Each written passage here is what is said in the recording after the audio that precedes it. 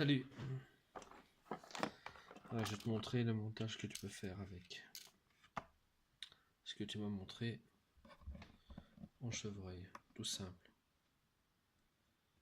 Donc mon hameçon, ici c'est un 14. Mon fil, c'est le même que le tien.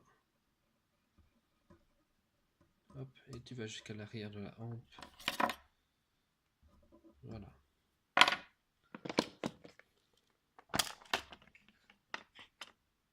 J'ai vu que tu avais du lièvre, du dumping de lièvre dans une pochette. Tu vas le prendre et alors ce que tu fais, donc tu en tiens au début et tu mets pas tout d'un coup, hein. Tu viens d'abord mettre un tout petit peu, voilà. Tu vas le vriller. S'il a du mal, tu prends, tu humidifies, tu humectes légèrement tes doigts. Et là, regarde, tu vois, c'est beaucoup plus facile quand on humecte. Voilà, ce que tu fais, c'est que tu remontes un petit peu. Voilà.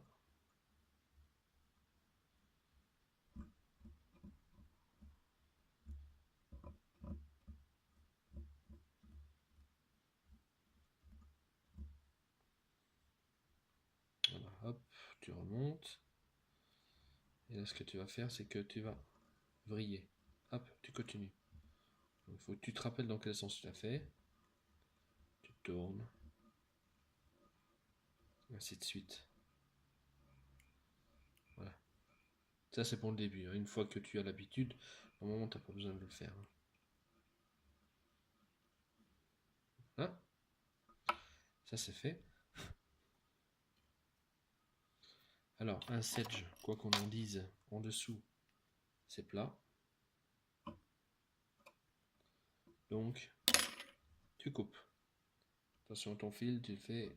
Voilà. Une fois que c'est fait, ça, tu prends ton chevreuil. Même chose. Tu n'en prends pas de trop, ça sert à rien. Tu vas prendre quelques fibres entre tes doigts. Hop.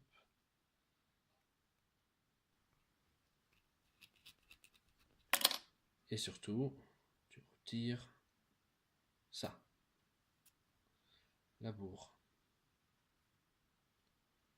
Une fois que tu as ça qui est fait, tu le mets en position, tu regardes par rapport à l'arrière. Voilà. En général, il faut compter la moitié de la hampe en plus. Voilà, donc on va dire que le plus gros c'est là. Hop, je prends, je fais un tour, deux tours légers, je serre un petit coup. Et maintenant, je fais mes serrages. Voilà, là il est bloqué. Je l'ai bloqué, mais regarde, tu vois, j'ai 1 ou 2 mm pour faire ma tête. Ce que tu vas refaire maintenant que tu as fait ça, tu vas reprendre encore du dumping de lièvre. Même chose, tu vas en remettre ici. Ça sert à rien d'en mettre de trop.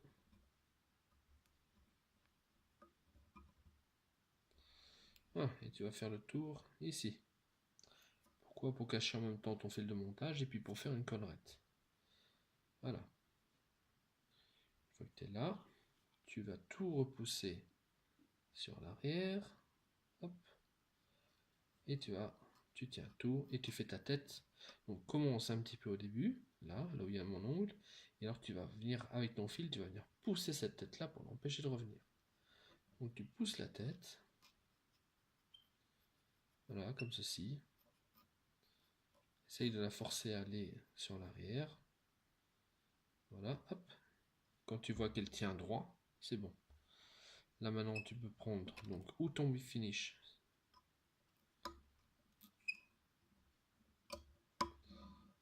Donc, ou le whip finish, ou alors tu fais des doubles clés.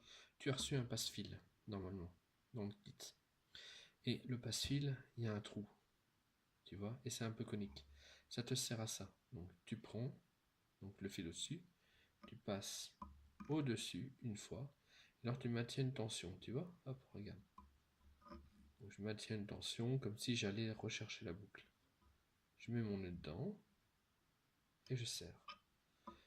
Je passe une fois autour, je garde une tension, je vais chercher l'œillet et je serre.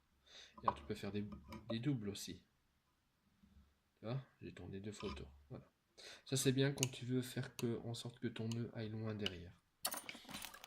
Voilà, tu fais ça. Tadam.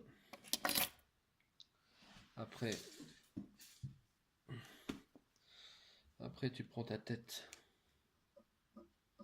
et tu vas la couper. Hop.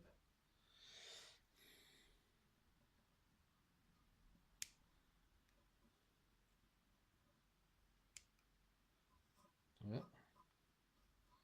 Pas trop bas, pas trop haut.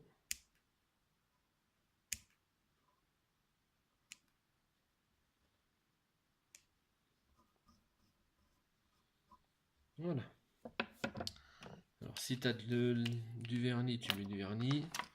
Moi j'ai de l'UV, je vais mettre de l'UV dessus.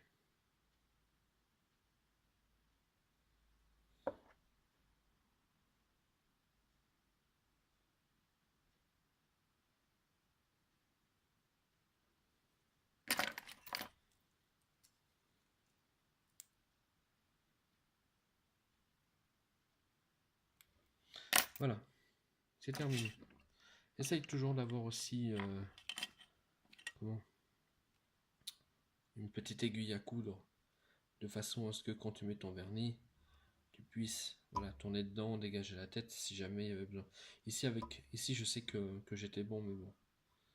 Voilà, c'est tout simple. Tu vois? Bon montage. Salut!